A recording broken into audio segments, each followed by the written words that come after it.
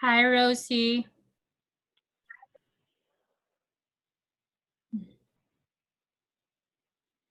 Am I the early bird? What's that? Am I the early bird? You are. Yeah, I was only logging on like 10 minutes.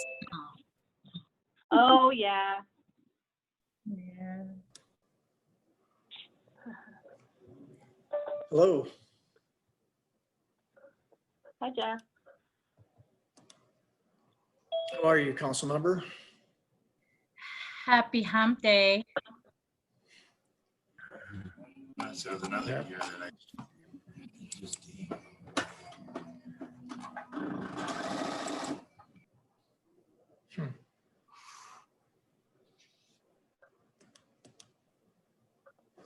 Well,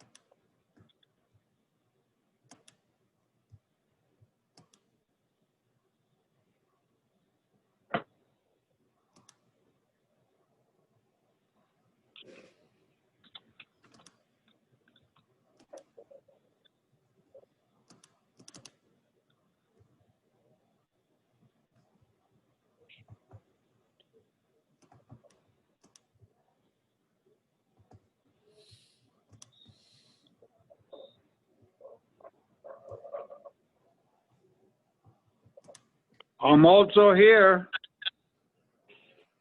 Hi, hello, Jesse. Supervisor Thompson.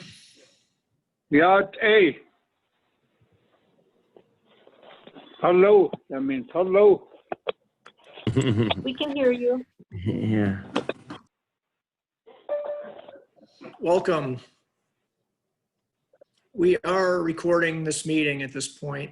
I just want you to know that. They're always recorded as soon as we open. And we will start in just a couple of minutes. Glad you're all here.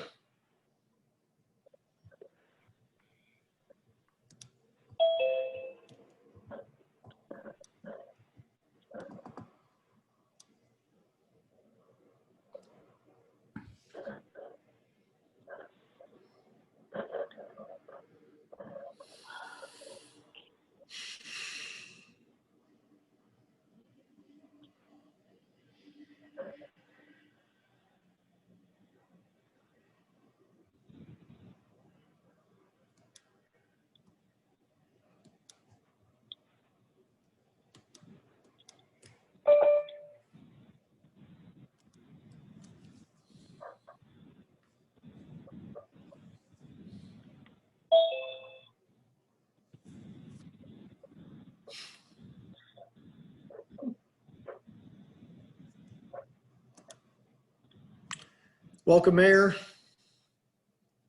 Hi. Why am I having issues? Can you hear me? Yes, I can hear you. For some reason, I can't see the bar.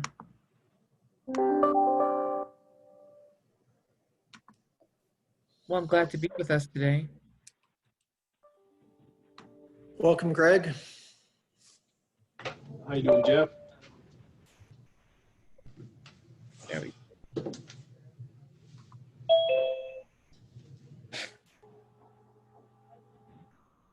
There you are. Yeah, Hello.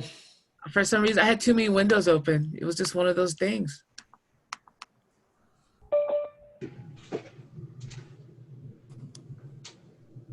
Well, are we ready to get started? I believe we have a quorum. It is 1 minute after 10. And we do still have some people walking in the door and ringing the bell. I don't know if you all can hear it. Yeah, let's wait a little bit. Okay. We do have a quorum when you're ready, and I know that Board Member Peru has stated he would be here today. And so I expect him any minute. Okay. Hey, Jeff, you said that he would be here in a minute. Does that mean if we want to go there, we could still attend in person? No, we're all virtual. Okay. I just want to make clear. Yeah, I think we're all calling in from a different office at this point. Okay.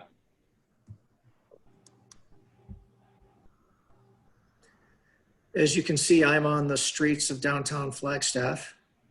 I love it.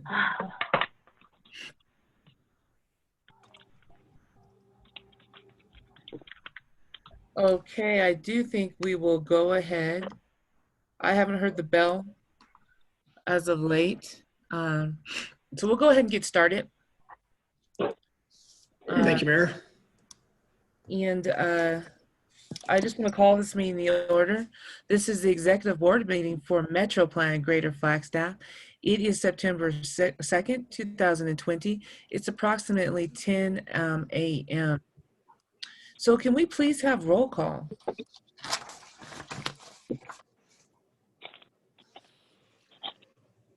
I admitted Steve and Rosie, yes, if you would do roll call.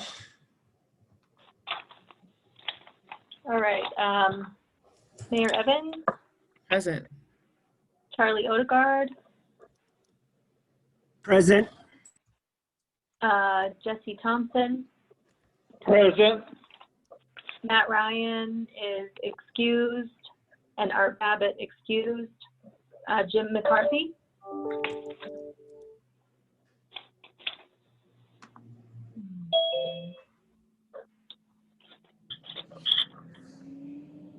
And Steve Prue, Present.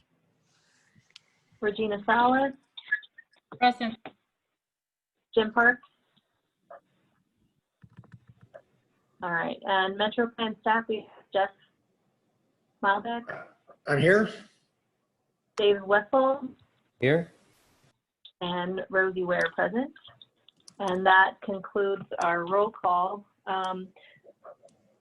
Can we get confirmation of who else is on the phone? I see we have Kevin Adams Yes, good morning.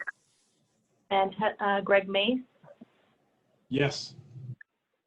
and Heather Dalmelin. Good morning. I see a John Osgood. Yes. Here. Okay, thank you. That concludes my roll call. Okay, thank you with that. Is there any public comment for this meeting?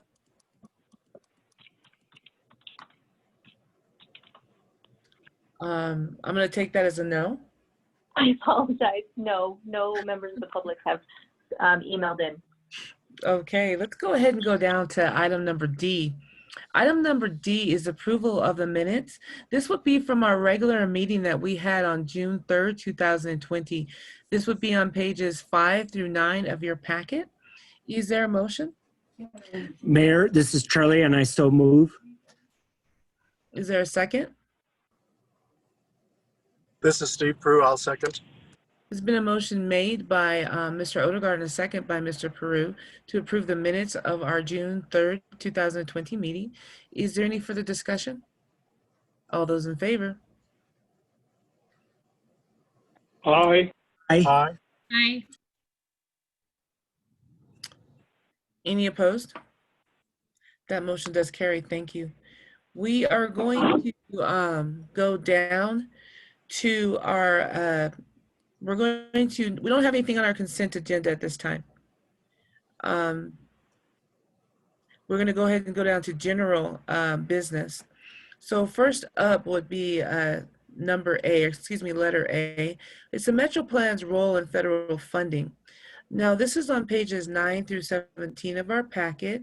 This is informational only, but we will have our director, Mr. Milback, give us an overview of this item. Mr. Milback. Thank you, Madam Chair, members of the board, and guests. Welcome to the meeting today. It is a very heavy agenda, and I actually started with one of the weightiest items, so there's not a lot of opportunity for warming up slow. A lot has happened since we have met. It's been a productive summer, and MetroPlan's role in federal funding is a key topic for us for a couple of reasons. Our related strategic work plan that was adopted in January tasked staff with identifying which grants MetroPlan would pursue and what role we would play. And also another item was to secure at least $2.1 million over the next 5 years in additional resources for the region. So I have, as the mayor said, this item in your packet, and I have it up on the screen as well. So I hope those who are on Zoom can see the screen. And I'm going to provide a little background here and take a little more time and not assume that everybody understands, you know, all the background of MetroPlan, because we can be a somewhat confusing organization. Basically, we're the local brand name of Greater Flagstaff's Metropolitan Planning Organization. And when any region in the country reaches 50,000 in population, we either have to form an MPO, a Metropolitan Planning Organization, or lose our eligibility to receive federal transportation funds. So as such, MetroPlan's role related to federal funding, partially it's regulated and partially it's optional. So some funds are formula and some are competitive. And the purpose of this report is to identify our role in formula funding and then look at some of the factors related to competitive funding. So on one hand, because MetroPlan exists, we receive a formula allocation. And the formula is a per capita basis. It's population based. So MetroPlan directly receives about $750,000 a year for transportation planning and projects. And we get that money on the condition that we do a 20-year transportation plan, which we will talk about later in this agenda. We maintain a 5-year budget of projects, the transportation improvement program, which again is on the agenda today. And I'm going to admit Ed Stillings, and he should be joining us in a minute.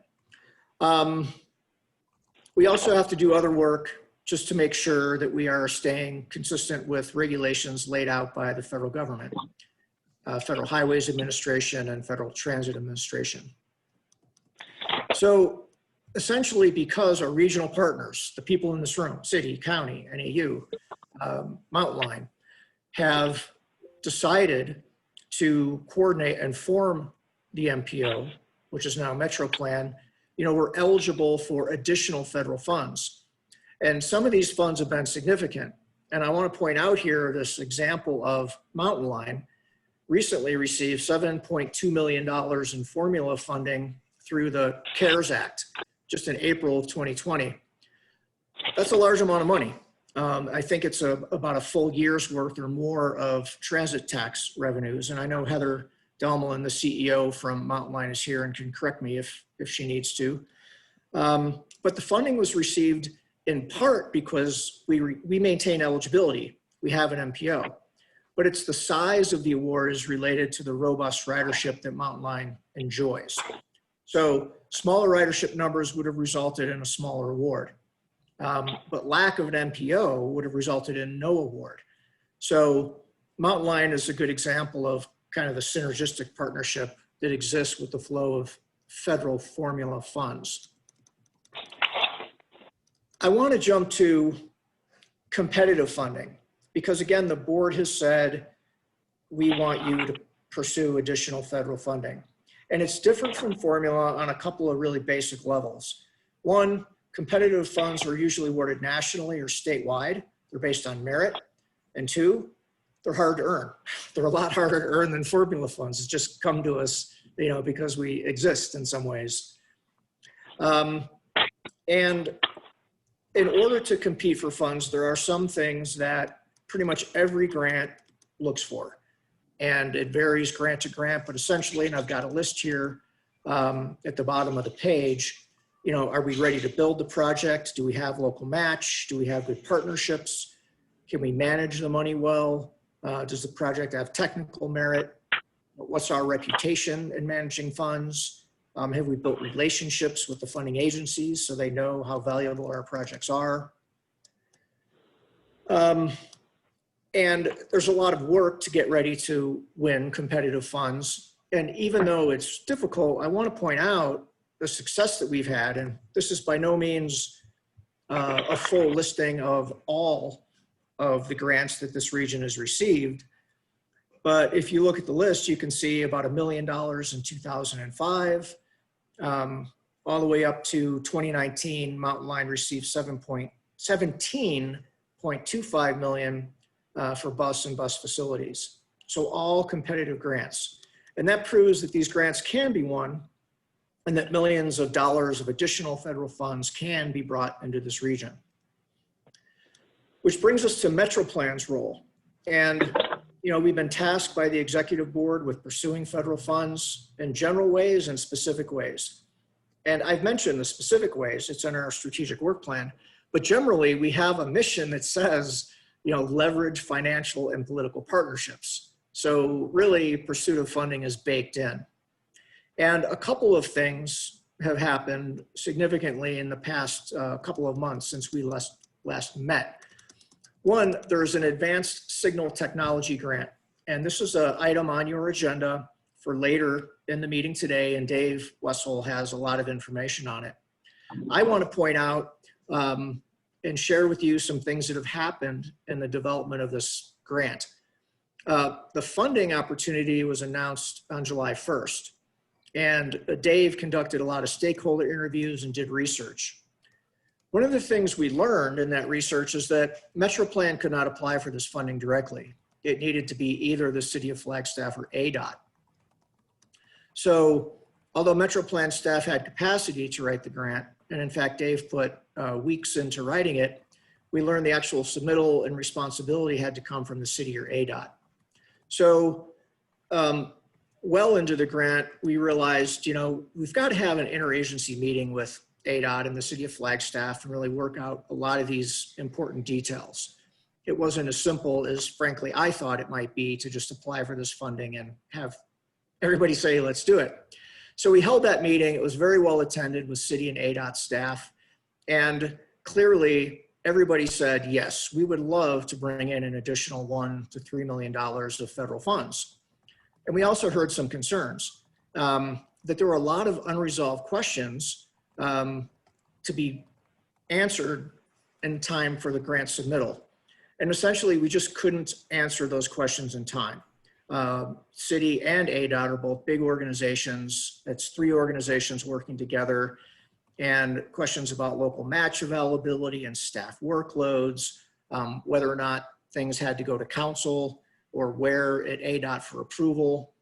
So as I listened and Dave and I had that meeting, I really, could understand the position that staff were in.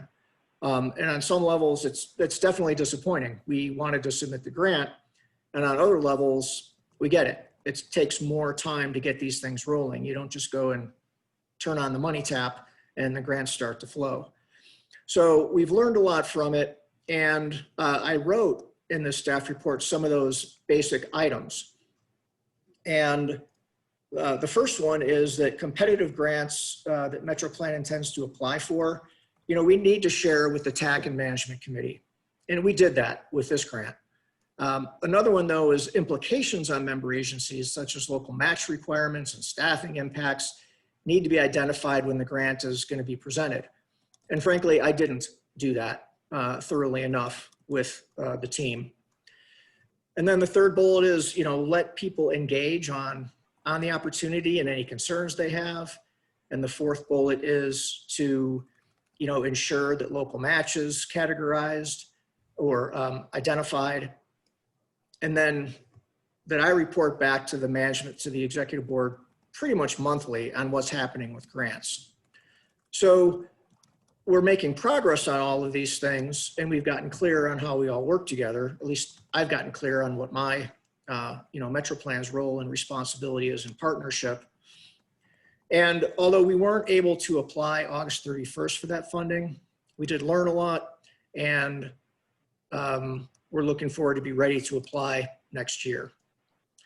So I realize I've been talking about 9 minutes nonstop in a Zoom call without a PowerPoint presentation. And Mayor, I just want to stop for a minute here and see if you or any members of the board have questions or comments before I continue on. Okay, so board. I see no questions. Also, just to help the board, if you have a ability to go to your chat, if you would put C for a comment or Q for a question, that way I can able to call on you. That would be much appreciative. I do not see anything there. Okay, I'll keep going because there's some irony in the next paragraph I'm about to share. I just laid out, based on everything we learned, here's the methodical process we want to go through to engage everybody very consistently and move ahead on grants.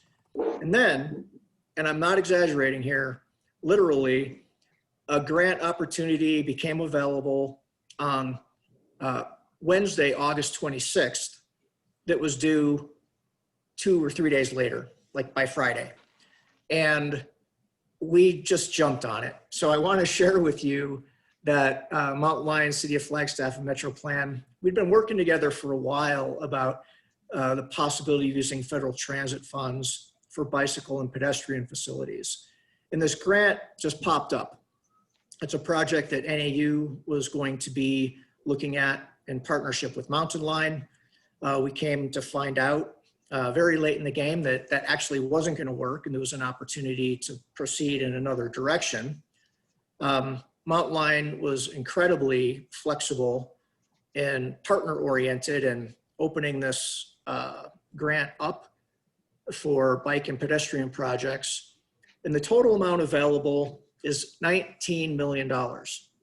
And I put, we will be applying for the entire amount. In fact, the grant was submitted last Friday by Estella with Mountain Lion staff. And it's just a significant amount of money. And city staff from Greg Clifton to Shane to Dan Folk all jumped in on this, Mountain Lion staff, and we were able to, Mountain Lion was able to submit the award. Now, the grant request. I want to point out, it is highly unlikely our region is going to be awarded the entire pot of money. However, I think the conclusion was, it is absolutely certain we won't be awarded the entire pot of money if we don't apply for it. So we have the projects. Prop 419 has $30 million in bike and ped projects. We know there's much more than that that needs to be done. And at a minimum, we're hoping for a substantial 7-figure grant. And I went ahead and attached a letter of support from MetroPlan chair and vice chair. So I want to recognize a lot of people, Heather and her team and Manager Clifton, Dave, for getting this grant going. And I will be done here and wrap up and turn it over to questions, Mayor. I appreciate everybody's patience. I just want to say we are also looking at and ready to pursue COVID-19 related federal stimulus funding. There just isn't anything for us to pursue right now. There is nothing very definitive. So with that, I will say there was support from both the TAC and the management committee. We got some great feedback from both the TAC and the management committee on how we could be more effective and inventorying opportunities and getting everybody, engaged and in line and beforehand. So Dave and I are working on that, and hopefully we might receive a significant multi-million-dollar grant in the next few months. And I will just wrap up, Mayor, by pointing out again that Heather Domlin is here, the CEO and General Manager of Mountain Lion. And I know that I believe Manager Clifton is here as well. And I turn it back over to you. Thank you.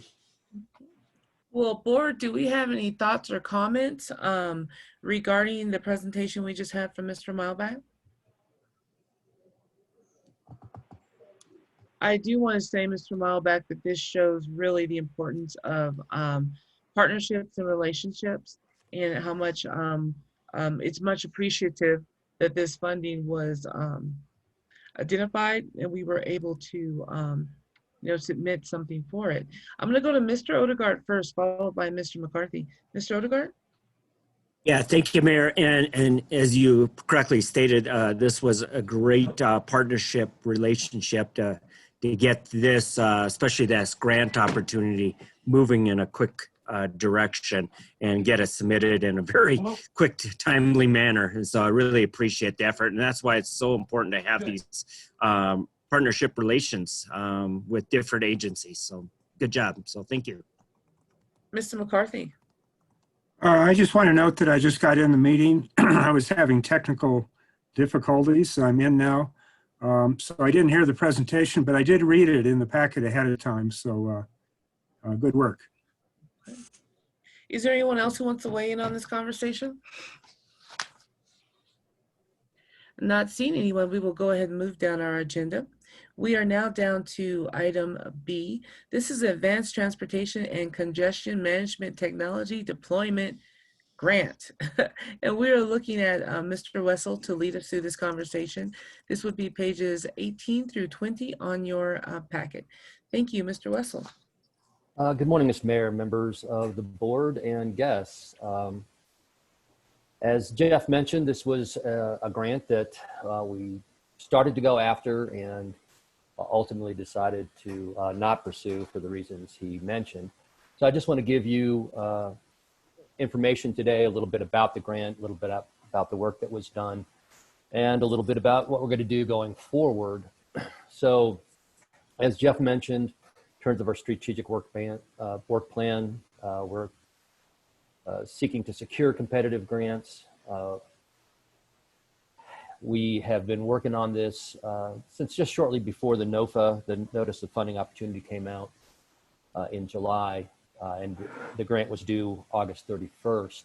This is a technology deployment grant, so that alphabet soup stands for the Advanced Transportation, Congestion Management, and Technology Deployment.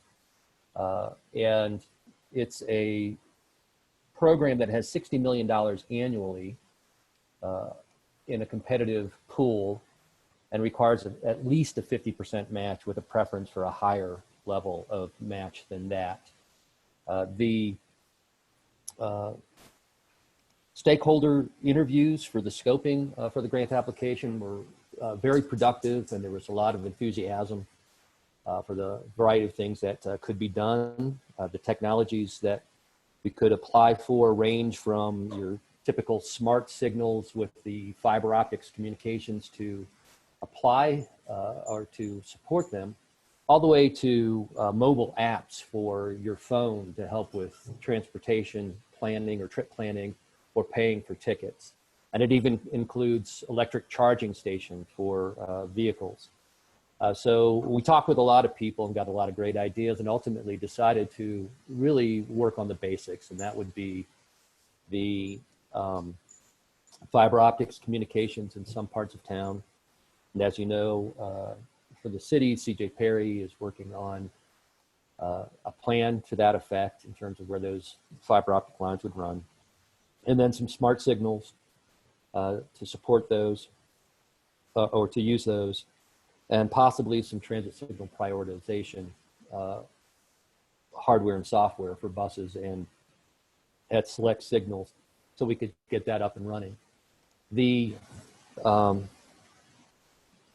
were looking to use Proposition 419 funds primarily for the match. As you may recall, there is about $3.5 million in there for these advanced signals. There's also intersections embedded, if you will, in parts of the different corridors, like the Lone Tree Corridor, where we felt it was appropriate to identify a match for that type of infrastructure investment. So that was the direction that we decided to head. Lots of other ideas within those other technology arenas that we didn't feel were appropriate at this time, but we are working to capture within a document we're working on, a regional Intelligent Transportation System, ITS strategy. And as a result of deferring this to next year, this does give us opportunity to strengthen some partnerships, and some of the things that we really want to look at is working more closely with ADOT.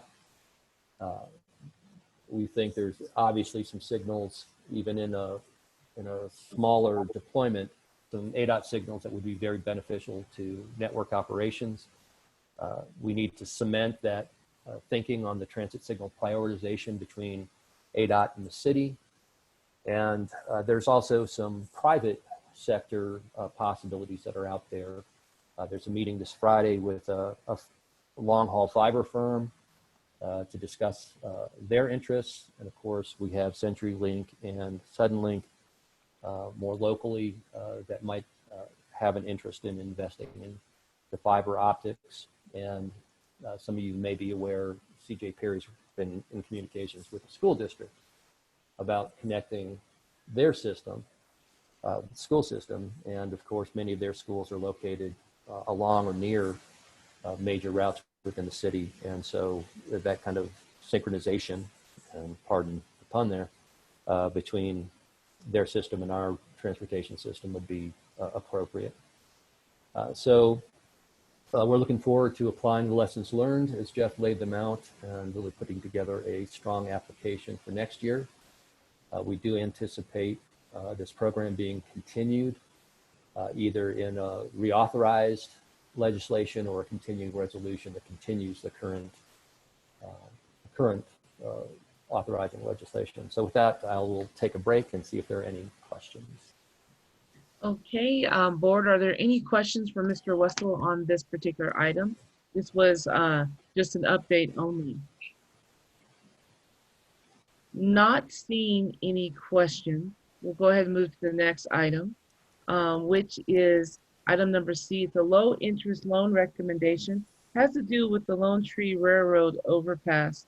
Again, the recommendation here that staff is making is that MetroPlan will defer to the city of Flagstaff on whether or not to apply for a federal low interest loan. And the executive director will communicate this decision to the city manager in writing.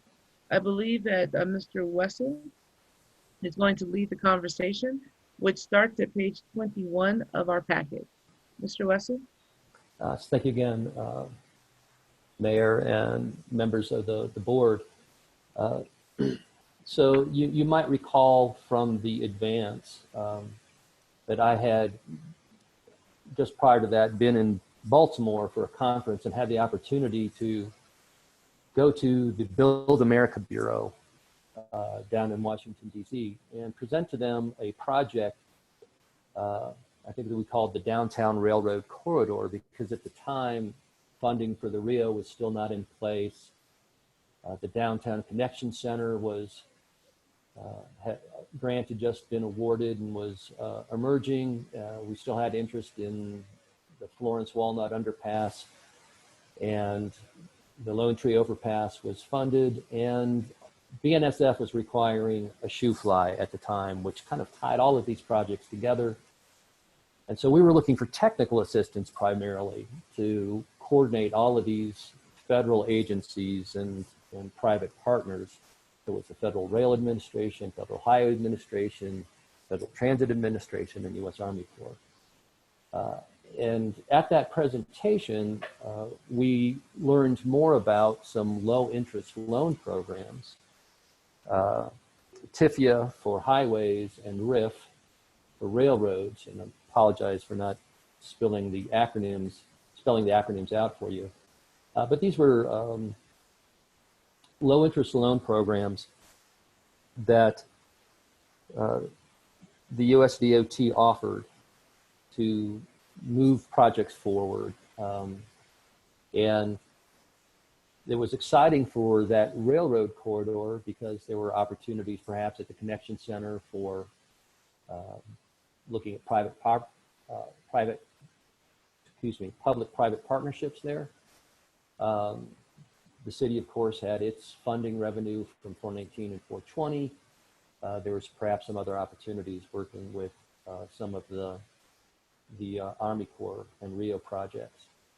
But as we got into that deeper, the Rio project was seen as too sensitive. The funding for that was on the verge, pending in May, and decided that that was just really too risky a project to move forward with, but very intrigued about the other projects like the Lone Tree Overpass and whether it would benefit from these low interest loans.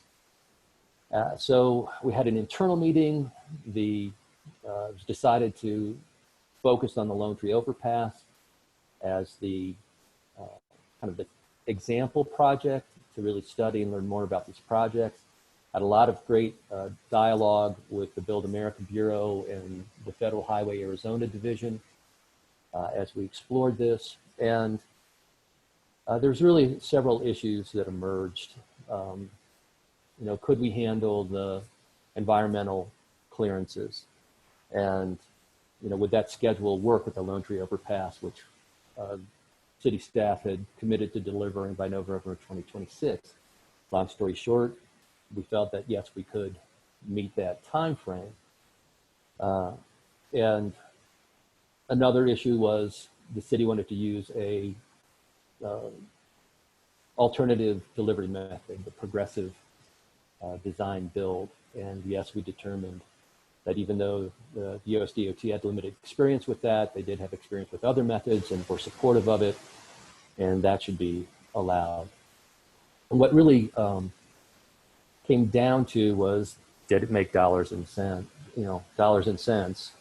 to do this? And we recognized, and the city was concerned, that any federal project costs more to administer. And based on some research and talking with colleagues, we felt probably at a minimum it costs 20% more to deliver a federal project, and had heard figures as high as 30 to 50%. And when we did the math on the Lone Tree Overpass and even some other of the projects, it really just didn't work. That even if the city were to get a loan in the private market at 4%, which is relatively high, and we got the outrageously low rates from the feds at 0.5%, because we are rural and there's a rural initiative program that would cut their rate in half. But even with that kind of a spread, it really did not cover that increased 20% cost. It just about broke even. If we could hold those increased costs down, it would start to make better sense. Unfortunately, it seems that the probability that the cost would be above 20% increase is more likely than they would be less. And so that was our findings, and as the recommendation stands, it's our intent to defer to the city on that and advise the city manager to that extent.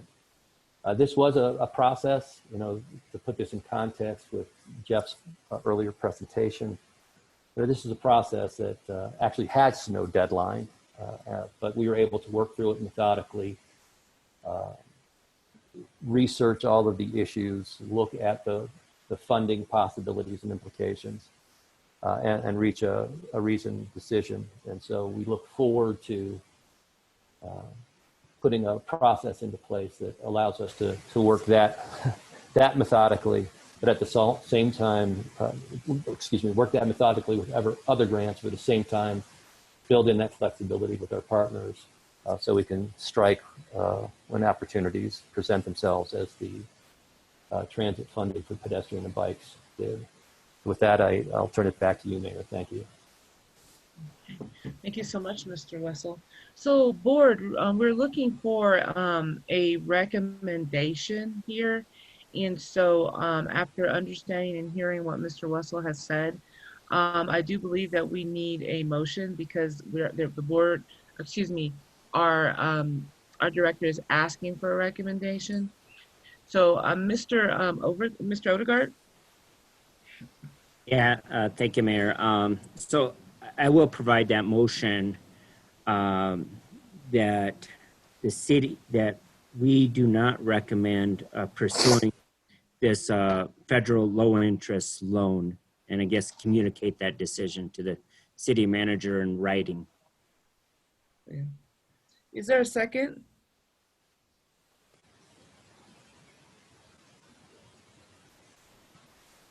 I'll second the motion. Mayor, Supervisor Thompson. Okay, so there's been a motion made by Mr. Odegaard with a second by Supervisor Thompson. Is there any further discussion from the board? Not seeing any. All those in favor? Aye. Aye. Aye. Any opposed? That motion carries. Thank you very much.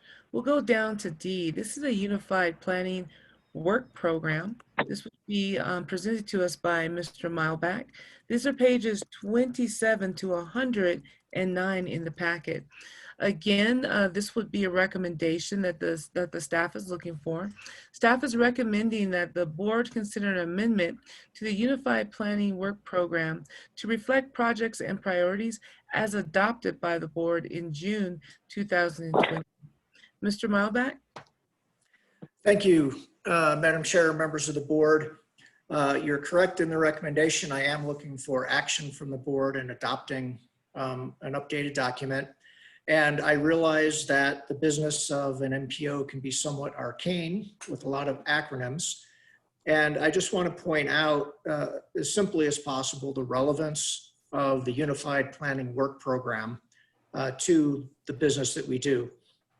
Essentially, for that $750,000 that we receive in Formula Award every year, one of the pieces of work, one of the commitments that we maintain to the state and federal government is that we will have this particular document, a UPWP, and a particular format that pretty simply spells out who we are, everything we're going to do, what we're going to spend our money on, how we're going to measure our performance. And we adopt, they're on the Federal Highways Administration and ADOT and FTA, Federal Transit Administration, they're all on a 2-year cycle right now. We are just into the second year. And as you all know, looking back, there's been a lot of change with the FMPO in the past year and a half. So we've updated this document to capture those changes. Now, in a lot of ways, I would say this document is not kind of controversial. I'm going to suggest that because all the hard decisions were made along the way. For example, this board adopted a strategic work plan in February. This board also adopted our project priorities and where we're going to put our effort as a staff team in more detail just in June. So what I've done to stay in sync with the funding agencies is just capture these changes in this particular document. So there are so many attachments. It's a pretty long document, and I provided the red line because I know at least one of our board members is very interested in red line documents, and I provided the clean version as well so that you could see it that way. And also, I think it's at the top of page 28. It just highlights the changes I'm asking you to adopt. Really, I think pretty routine in a lot of ways. We've got some updates to the board and the committee and the staff members. We have some updates in grant writing, which we just spent the last 3 staff items, talking about. And then we've got some updates to projects, things that this board asked us to do in June with signal synchronization and mini grants and West Route 66 work. So with that, I'm asking you to adopt this amendment so that I can send it on to ADOT and we keep everything tight and clean in terms of what they're expecting of us and what we are delivering. And I would just end by saying there's no cost associated with doing this. It's part of the routine work of doing the work of an MPO. Madam Chair. Thank you so much. So board, this recommended action is that we make this amendment to reflect our projects and priorities as we adopt it in June. Is there any other comment regarding this, or is there a motion? Madam Chair, this is Steve Pruitt. I'd like to make the motion. Thank you. Is there a second? This is Charlie, and I'll provide that second, but I do have a comment. Okay, hold on real quick. So there's been a motion made by Mr. Peru and a second by Mr. Odegaard. I'm going to open the floor for comments. Mr. Odegaard. Thank you, Mayor. I'm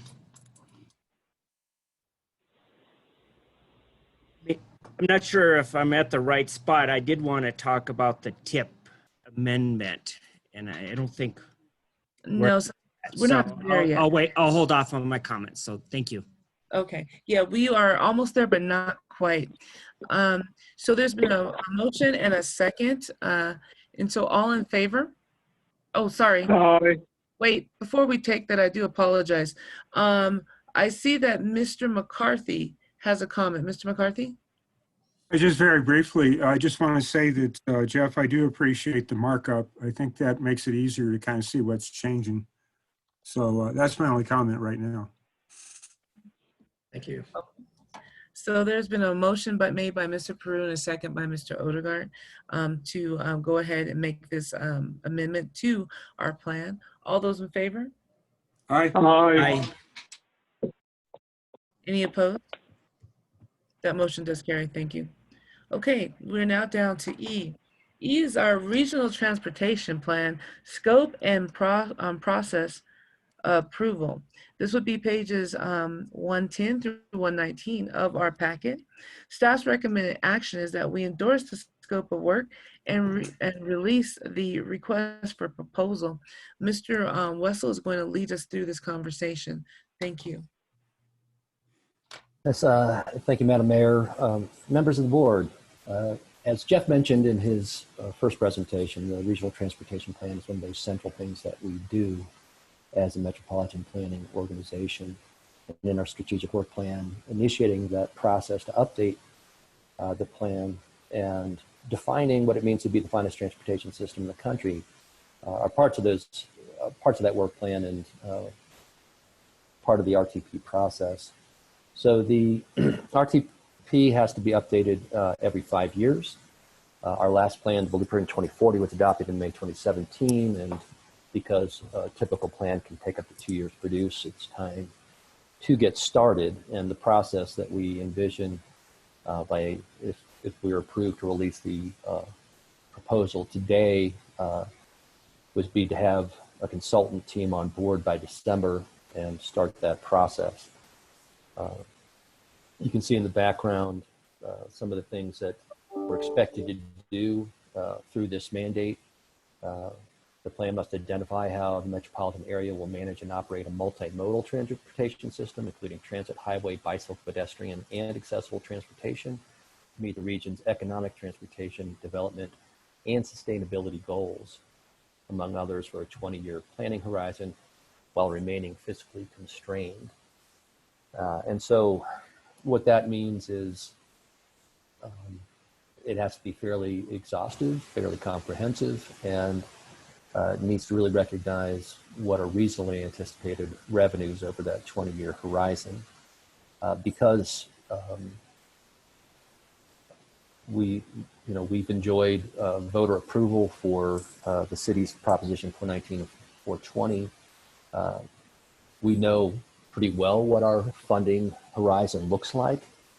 We'll be continuing to work with other agencies to look at their prospects over this time frame.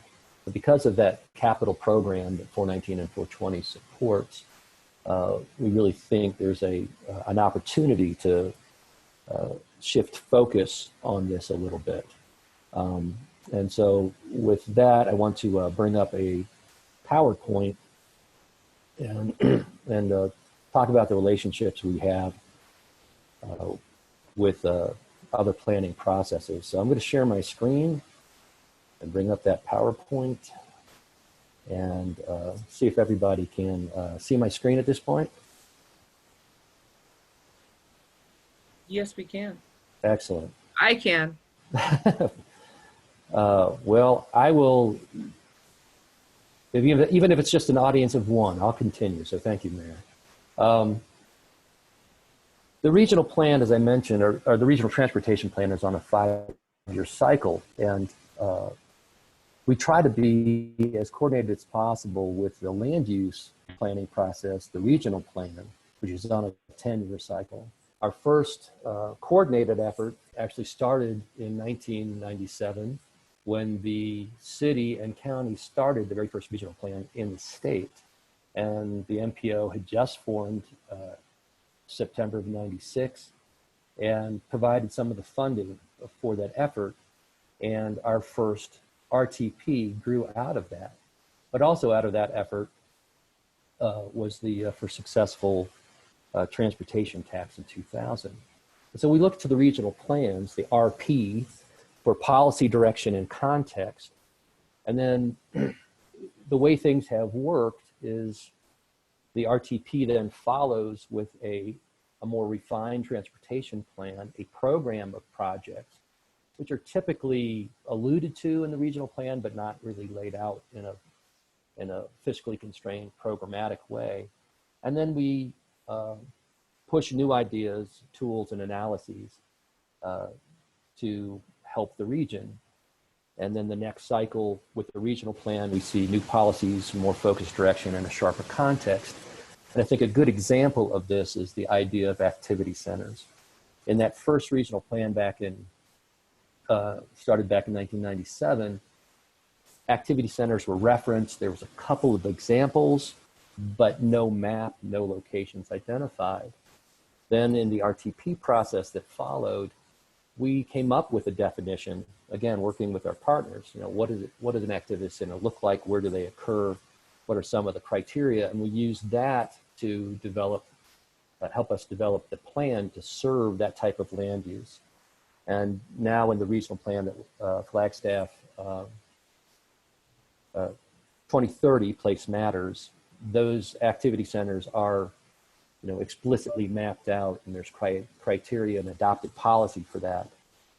And so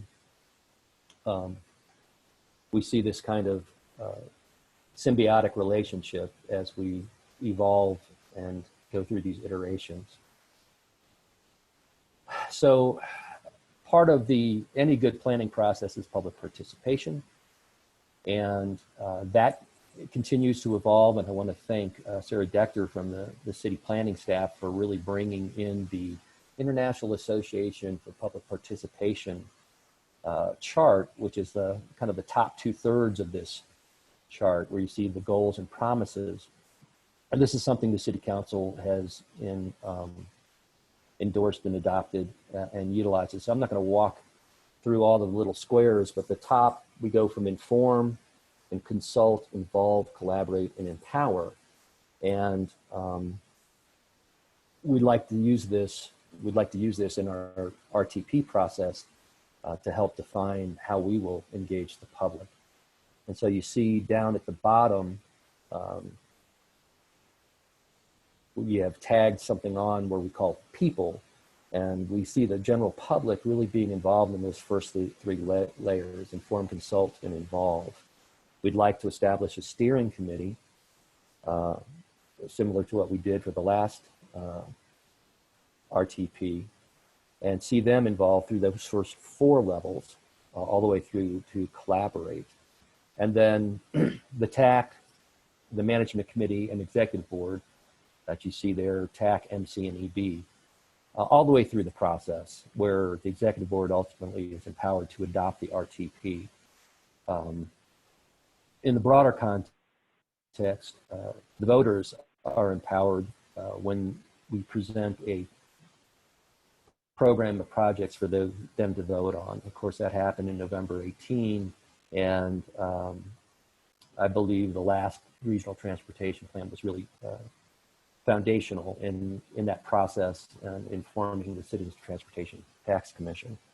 So these RTPs can be very valuable to the community and what they transmit and how they help us evolve and learn. The scope, and I'll hit on some of the items that we hope to kind of evolve into kind of our next best thing with this RTP as I walk through the scope. So the first 4 tasks scope and plan, kind of standard stuff, refine the scope, give us a good management plan for how the process is going to work, give us a good communications plan. And in that, we'd like to have kind of an escalation ladder for when we escalation ladder for when we run into issues. It's a lesson we're learning out of the Milton corridor master plan process, and we're finding that to be very effective. We want a very robust public participation plan with a lot of analysis. I'm going to back up just a second and say that we're really looking forward to a lot of coordination with our partners in the public participation effort for a couple of very important reasons. One is we are looking to partner with Mountain Line on not just the public participation, but also in the procurement for the RTP, and looking at a joint procurement because they have to update their 5-year transit plan. And this is just a great opportunity for coordination on a lot of fronts, including public participation. The other aspect is that cycle I mentioned of the regional plan and the RTP is somewhere near the end of our RTP process, the city will be launching their regional plan update process. And we'd really like to see a smooth handoff between these processes. Just a quick historical note, during the last regional plan update, there was a lot of concern by the committee that, for the regional plan that the RTP had just been completed and what was there left for them to do. We'd already made all the decisions.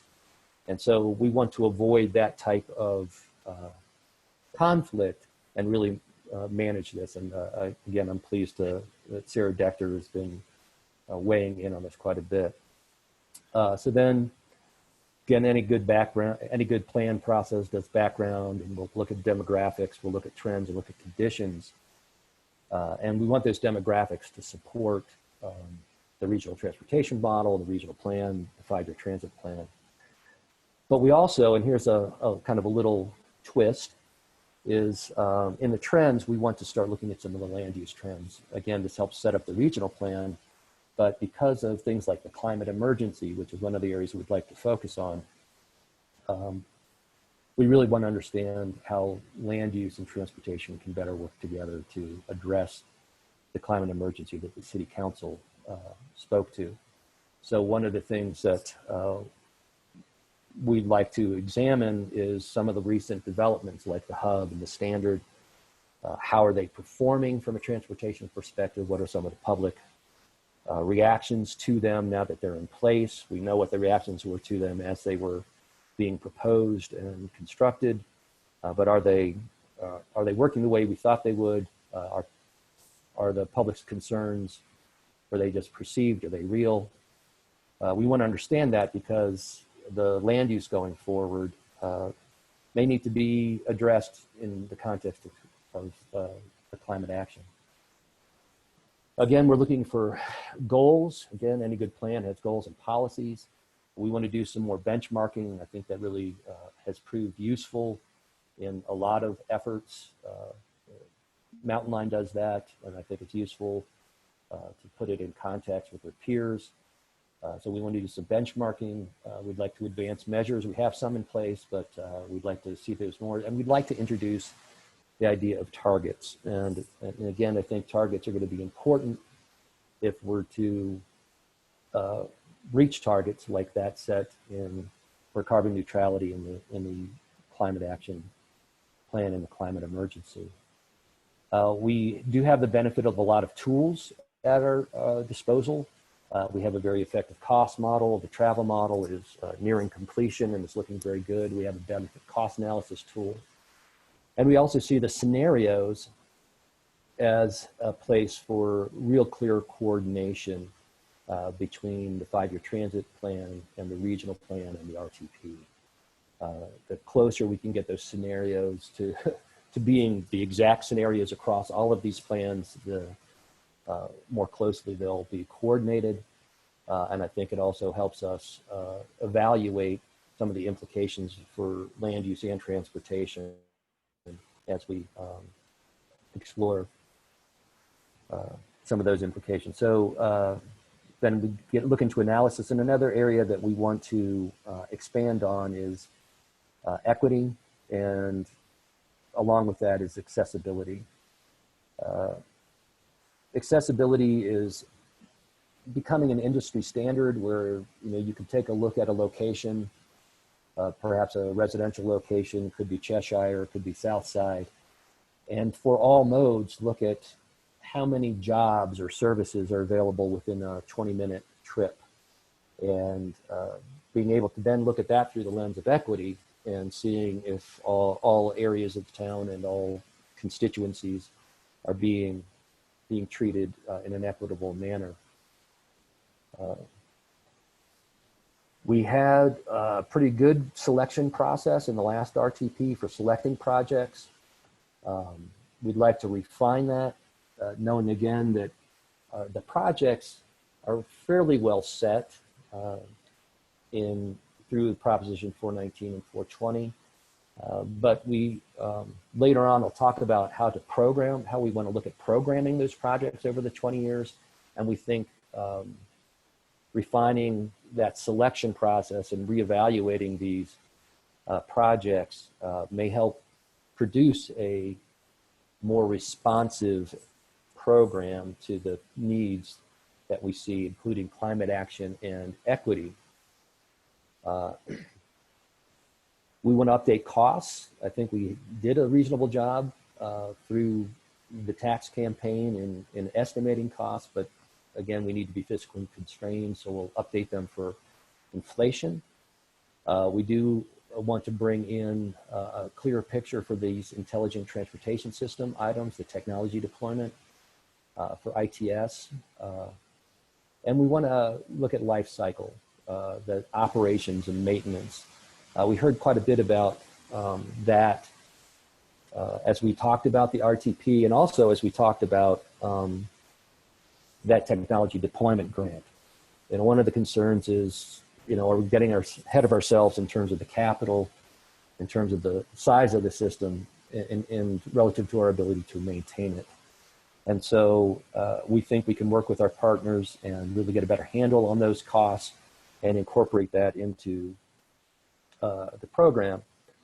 So then we have funding. We'll update that. Again, everybody's taking a hard look at that unfortunately because of COVID, but they'll be readily available to us and we'll take a look at those. And then we do want to try to incorporate some flexibility into that funding, again, so that we can be responsive to opportunities. And we'd like the RTP to help us maybe forecast those grant opportunities a little bit better. And that's a part of the program. And this would be a 20-year program. And similar to what we did in the last RTP, we actually looked, if you might recall, we looked at 4 alternatives there.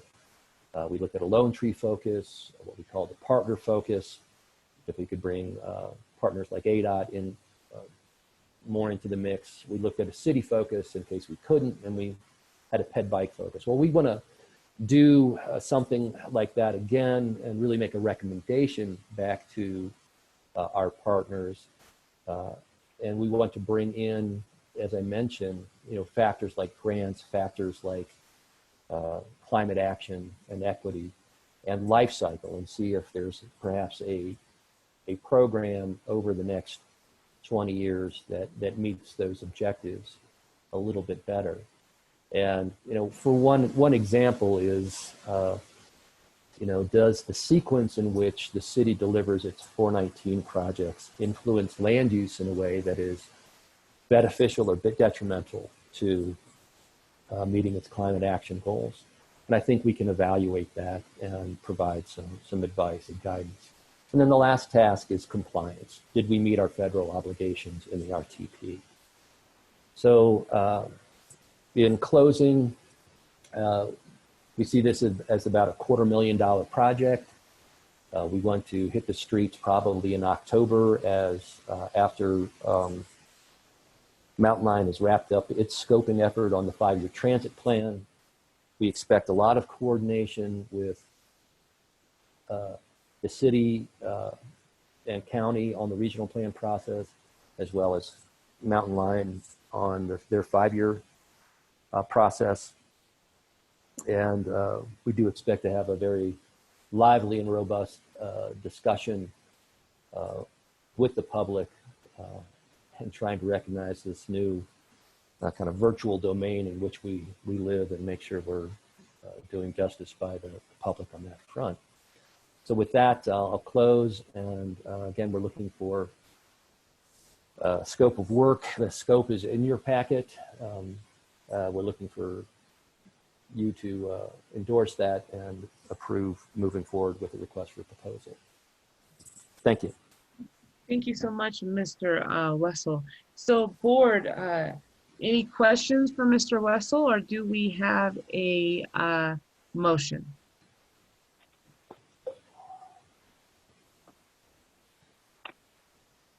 This is Charlie Mayer, and I will provide that motion. Okay, is there a second? Supervisor Thompson, second. And so we have a motion made by Mr. Odegaard and a second by Supervisor Thompson for the board to endorse the scope of work and releasing the RFP. Is there any further comments? All those in favor? Aye. Aye. Aye. Aye. Any opposed? That motion carries. Thank you. We're now down to item number F. This is a Transportation Improvement Program, a TIP amendment. This would be in pages 120 through 124 of our packet. Staff is recommending that the board consider adopting this amendment. We have Mr. Wessel who's going to be presenting this, and I know we do have a question on the floor for Mr. Odegaard just to start that out. So, Mr. Wessel. Yes, thank you, Mayor, members of the board. This is kind of a routine TIP amendment addressing some bookkeeping and opportunities that arise and making sure that we're prepared for them. We had anticipated it might be a larger amendment relative to the COVID-19 and recession responses, but I think all, if not most of our partners, or most, if not all, are still working on any changes to their respective capital improvement programs. But we did want to go ahead and move forward with these amendments. And really there's 4 of them. And I guess a little background, just to reiterate the point from Jeff's presentation earlier. Transportation Improvement Program, essentially MetroPlan's capital improvement program. And it's really our public-facing document that lets the public know what federal funds are proposed to be used in the region in the upcoming 5 years, and as well as what projects will be affecting major roads of regional significance. So we use this as a way to publish really the CIPs of all of our partners, as well as our use of federal funds. And it's also an opportunity during the development of the TIP to look at coordinating possibilities. And I think the conversations about the 4th Street Bridge over I-40 is a good example of that. So the kind of bookkeeping items that we have, Jeff mentioned that Mountain Lion received a CARES Act dollars in the amount of $7 million, $7.2 million. We'd like to identify that in the TIP. They look to spend this over the next 2 years, 20 and 21. And these are really geared towards their basic operations. Similarly, there's an annual flexing of surface transportation block grant funds from the state into the transit program. When we receive updates on what that actual number is, we'll do a minor amendment into the TIP. And so we have $61,582 coming into the program, again, for kind of basic operations. Then more recently on, MetroPlan was informed that there was about $17,000 in savings from the Schweitzer Canyon Turquoise Roundabout Highway Safety Improvement Program project. And that really came towards the end of the fiscal year, and with very little opportunity to put those into another project before they lapsed. Most federal funds come with a clock to them, kind of like the Mission Impossible tape. You know, it's going to blow up in 10 seconds. So you have to do something before that time lapses. And the something that we did here, along with about $10,000 in STBG funds that were lapsing, we bundled them up and made a loan to ADOT. You know, and this is just a loan for really a couple months. ADOT has enough programs and projects going that they can take those dollars and expend them. And then they pay us back in the following fiscal year. And now we have a new clock running on those dollars. So that loan has been affected. Like I said, it's about a total of $27,000. And what's nice is it's all coming back to us in STBG funds, which are the most flexible funds available. And I'll mention that as part of the TAC discussion, we're going to look at ways to bring that money back to the city. The city, there were costs that the city had to recover on the Schweitzer Turquoise Roundabout, and see if there's any way we can help them recover those costs. And then the last two items are unfunded projects. And the way the TIP works, it needs to be fiscally constrained, but that really applies to the first 4 years of the TIP. The fifth year, or the last year of the TIP, can be illustrative projects. And this is often a place where if an agency is going for a grant or knows it will be going for a grant, it identifies that in this illustrative year. And one of the things that we've done in that coordination with Mountain Line on the pedestrian and bicycle grant is to identify that first mile, last mile, this head and bike projects for $20 million, an additional $445,000 in transit signal priority and other technologies. So those are out in that fifth year of the TIP, and should that grant be awarded, we will come back to you with an amendment to move that into the current year or the year of award. And then the last thing that we want to add into the illustrative program is this technology deployment grant that we discussed earlier today. And right now we're proposing that be put in for $9 million, or $4 million federal and $5 million local and private. We believe, again, this is illustrative. We'll have time over the next year to refine that number, and hopefully through perhaps this long haul fiber firm or Suddenlink or somebody else like the school district, bring in significantly more local dollars, so that 5 million local would not be totally from Proposition 419. So those are the amendments that we're proposing, and we're looking for a adoption of that TIP amendment. So, Madam Mayor, I'll take any questions at this time. I'm going to go first to Mr. Odegaard, followed by Mr. McCarthy. Mr. Odegaard. Yeah, and thank you, Mayor, and thank you, Dave, for that presentation concerning the TIP. And I want to also thank you that the effort will be made to reimburse the $17,000 to the city from the cost savings that was realized on a project. And we as a city, thank you for that, because every dollar does help for the city to deliver projects to the community. And so thank you for that effort. That's the only thing I wanted to comment on this. So thank you. Thank you. McCarthy? I guess I was going to focus kind of on the same thing. This is the first bullet on page 121.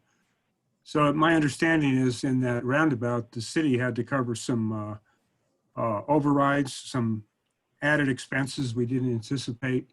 And if I understand this correctly, this will be used to repay the city for those funds that we had to put out to get that project completed. And that apparently is correct. Tell me if I'm wrong. We will do our best to see that happen. What? I guess I don't understand why we will do our best. There's, I'd like to jump in. Yeah, go ahead, Actually, Jay. Mayor and Councilmember Odegaard and Councilmember McCarthy. A couple of things about this funding, and I can bring this back into more detail about how these various funding pots work. However, there was about $120,000 of highway safety improvement program funds that ADOT had said they would spend on this project. And they didn't spend it all. And the money was going to lapse. In other words, it wasn't the city's money to spend. It was money that ADOT was going to spend, and they didn't. And for reasons I will tell you, I don't fully understand the financial mechanics of. The city agreed to pay for some things, ADOT agreed to pay for others. This money in the Highway Safety Improvement Program was going to just go back. ADOT wasn't going to spend it on the project.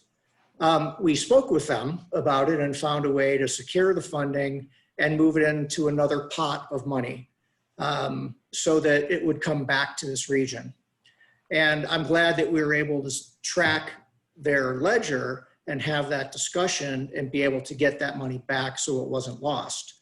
When we presented this money at the, Technical Advisory Committee, staff said, hey, it would be great to get that money back to the city because we went over.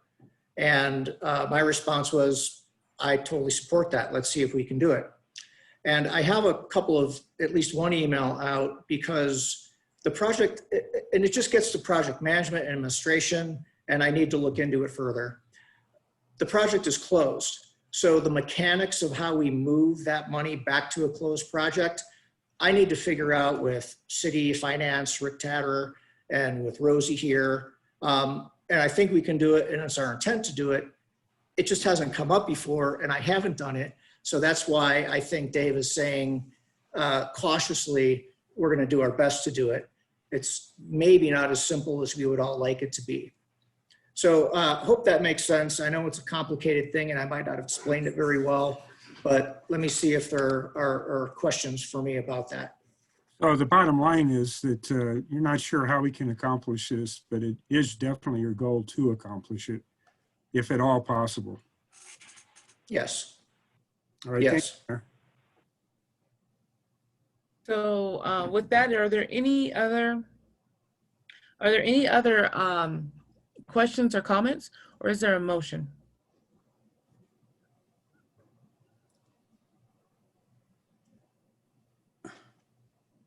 Motion? This is Jim McCarthy. I can make a motion that we adopt the TIP amendment as presented. This is Charlie, and I second. Okay, there's been a motion made by Mr. McCarthy and a second by Mr. Odegaard to adopt the TIP amendment as recommended. Is there any further discussion? All those in favor? Aye. Aye. Any opposed? That motion carries. Thank you. Now down to G. G, this is a Title VI plan. Staff's recommended action is that the board consider adopting the fiscal year 21 Title VI plan. This is going to be presented to us by Ms. Ware. Ms. Ware, I think this is the first time you've presented to the board. Thank you, Chair Evans. I did present once briefly on another topic, but this will be my first presentation. I'm excited to see that. Thank you. Give me just a moment to pull up my presentation. All right, can you see the annual Title VI plan? We can see it. Thank you. So the Title VI plan is a standard plan that we prepare each year. And we, as a requirement of receiving federal funding, we must comply with Title VI of the Civil Rights Act of 1964. This act prohibits discrimination on the grounds of race, color, and national origin in any program or activity receiving federal financial assistance. Additionally, this Title VI program for federally funded grants was expanded in 1994 with a Clinton executive order, and it was expanded to include minority and low-income populations, including seniors and disabled persons. And this plan actually outlines how we address these things. As you know, our boundaries include Flagstaff, Stony Park, Fernwood and Timberline, Kachina, Mountain Air, Fort Valley, and Belmont. Within those boundaries, we have a population here in Region 1, and you'll see that our non-white population is about 19.7%. About 16.2% live below the poverty line. Just over 9%, or just under 10% have a disability. Skipping ahead. And we have about 3.6 of our population with limited English proficiency, all populations that we want to make sure that we are addressing their needs. Some of the ways that we do this are with the following goals and strategies. We make transportation decisions that strive to meet the needs of all people. We enhance the public involvement process, as Dave was talking about earlier in discussion of the RTP, to reach all segments of the population and ensure that all groups have a voice in the transportation planning process, regardless of race, color, national origin, gender, age, disability, and income status. We also provide the community with opportunities to learn about and improve the quality and usefulness of transportation in their lives. We also seek to improve our data collection, monitoring, and analysis tools that assess the needs of and analyze the potential impacts of our transportation plans and programs on our protected populations. Additionally, we seek to avoid disproportionately high and adverse impacts on the Title VI protected populations. And finally, we comply with the requirements of Title VI and accompanying rules and orders. And this plan is one of the ways that we comply with the requirements of Title VI, having a clearly documented plan that documents that. Another way we comply is with a Title VI notice to the public, which normally would be posted outside the meeting, but in these Zoom meeting times, it is posted on our website. And if you go to our agendas and meetings page, you can find the Title VI notice to the public. And we also include it briefly at the top of each of our agendas. You can see, well, I can see it open, but at the top of the agenda, you'll see we comply with the Title VI of the Civil Rights Act. And finally, both our executive board and TAC meetings, Technical Advisory Committee meetings, are open meetings and comply with open meeting law, which does make them available to the public. Oh, I guess I skipped ahead. Some specific ways we accomplish this are, like I said, the executive board and TAC meetings are open to the public. We use ADOT's Disadvantaged Business Enterprise Program, where we track our contractor status as disadvantaged business enterprises. We display the notice to the public at all public meetings and on our website and agendas in the case of our Zoom meetings. And finally, we prepare the annual plan and accomplishment reports that we also post on our website, so they're available to the public once approved by the executive board, of course. And that concludes my presentation on Title VI. I would like to open it up to questions. Okay, board, are there any questions for Ms. Ware? If there are not any questions, I would be looking for a motion that we are adopting the fiscal year 21 Title VI plan. This is Charlie, and I provide that motion. Is there a I'll second? second it. I'll second it. There's been a motion made by Mr. Odegaard and a second by Mr. Thompson. Is there any further discussion? All those in favor? Aye.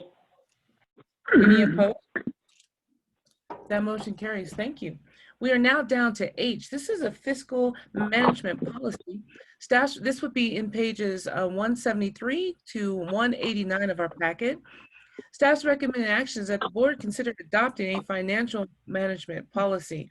Ms. Ware, you are going to be presenting this one as well. Yes, thank you.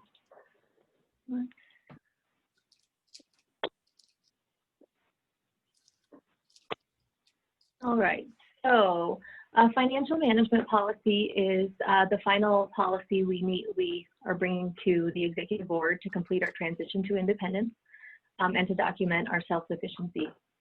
This financial management policy seeks to establish principles to guide our staff and document our financial management responsibilities and segregation of duties. Let's see. We are also seeking to, I lost my notes, there we go. Engage with the CPA firm, and the financial management policy provides documentation of this. The purpose of that is to provide an additional step of internal control and segregation of duties. So we have an additional set of eyes looking at our books each month, preparing our bank reconciliation, and also prepare their unaudited financial statements to give an extra layer of security. Finally, the policy includes our standards of commitment to routinely report a budget and financial update to the executive board on a quarterly basis.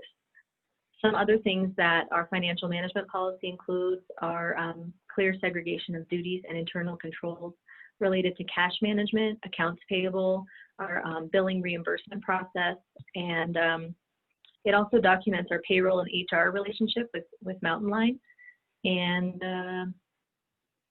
that about sums it up. I would welcome questions. I hope it meets your, I hope it meets the needs of the organization. Excited to see this financial management policy.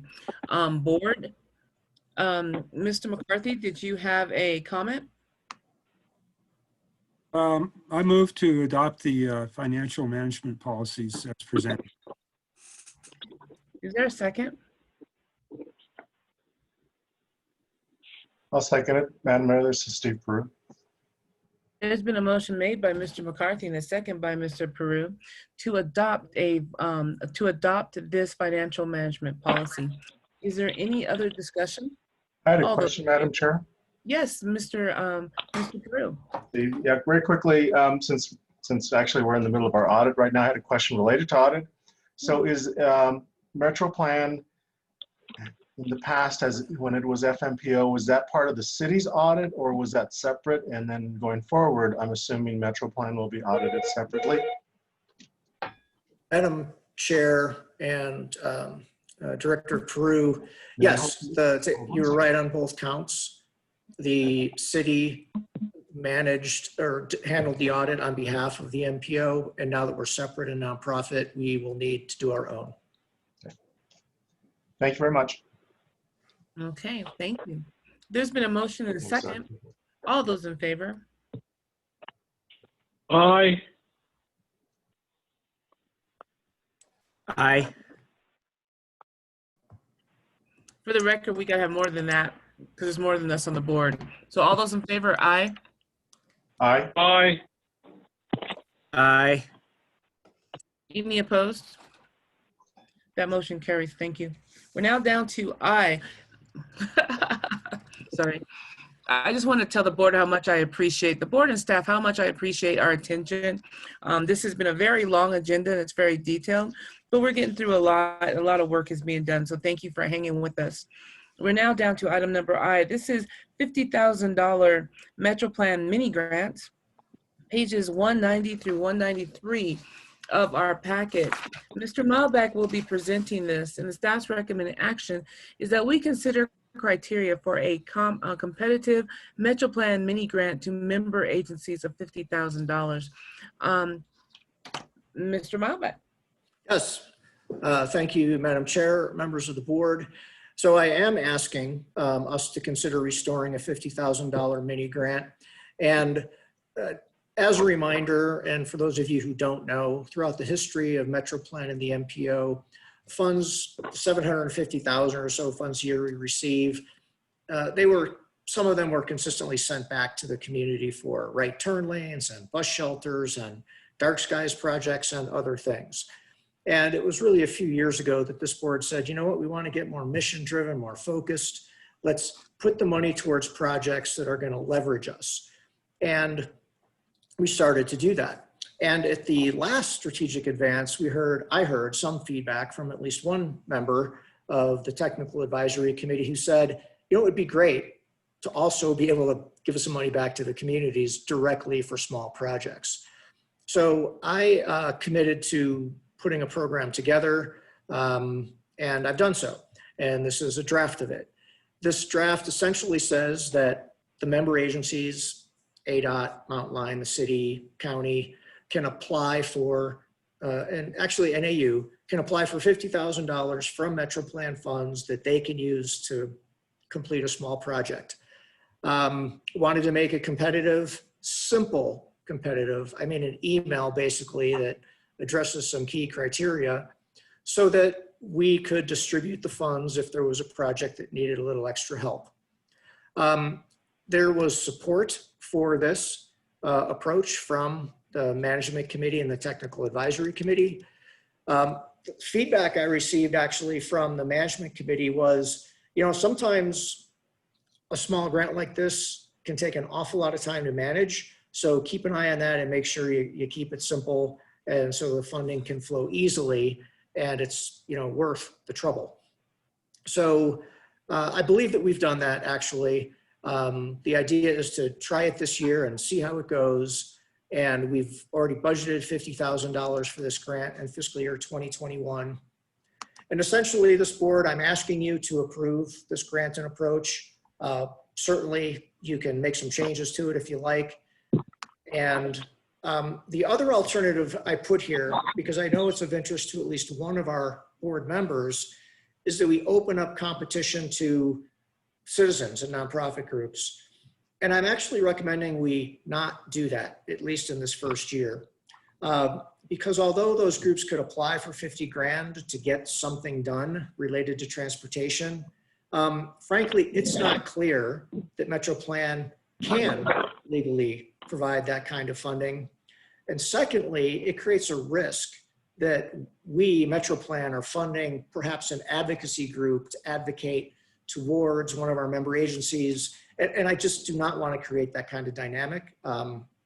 So I wanted to be a little cautious this year and just try to send this funding out through member agencies. And I'm asking you for your feedback and or support on this grant. Madam Chair.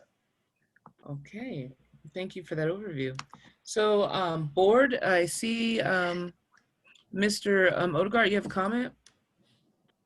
Yeah, thank you, Mayor, and thank you, Mr. Mileback, for bringing this grant opportunity that would be available to partner with other agencies to deliver a small project in our region.